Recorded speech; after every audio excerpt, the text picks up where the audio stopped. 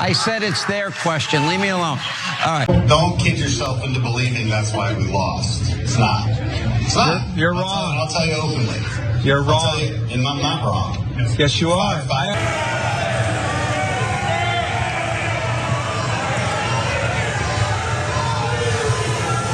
Aren't you embarrassed?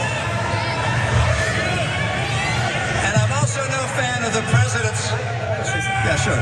My friends, this is the moment I was talking about.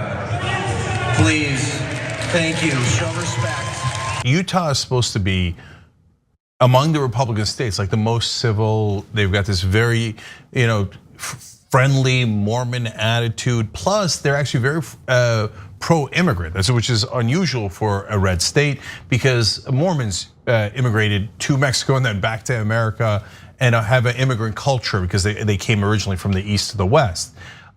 So if anywhere that message of, hey, look, we don't like Trump's character, but we love all his policies and all that stuff would work, it would be Utah.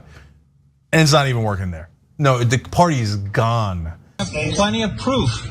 I have proof in Arizona, Pennsylvania, and Georgia. You did the Maricopa. Yeah, how did that turn out? And guess what? It's going to turn out and it's going to flip. Okay, you watch. You're going to see firsthand. It won't. And you've got to flip all 5 states to make it. You know how they're stealing the elections? All right, I'm not going to argue this. While it might be amusing to watch it happen, and I hope that there are Republican lawmakers who learn lessons from it.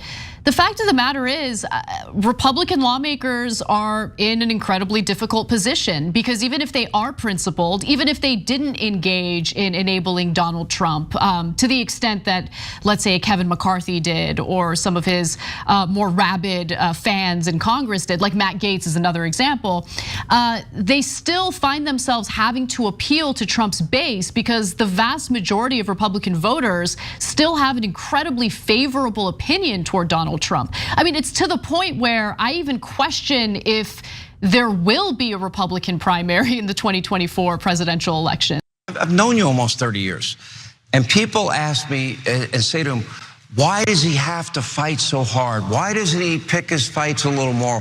Why does he have to call people names? And the only reason I think this is an important question is because I think everyone here tonight is likely voting for you, right? So, however, it's gonna come down to those people that maybe are in the middle a little more. And the argument that they make to me is, if he would just tone it down a hair, stop a little of the name calling. Hang on. I said it's their question. Leave me alone. All right.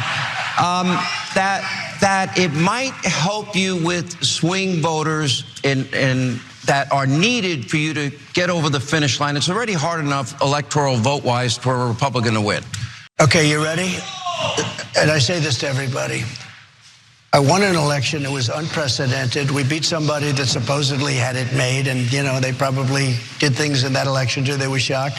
But I came into office, and from the day I got in, I was under siege by people that have been in Washington for many years, put in there by many different presidents. In most cases, people that were against me, like they spied on my campaign. They did all sorts of things. I was under investigation and under siege, and so were my people. And if I wasn't tough, I wouldn't be here right now, I guarantee you that. If I didn't fight back, I wouldn't be here. I agree with him. I think that the insults are overrated, like for how offensive they are. There's all of media says, "Oh, be civil, be civil." Why? Trump wasn't civil and he won.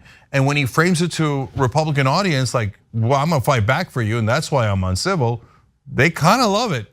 So I say score 1 for Trump.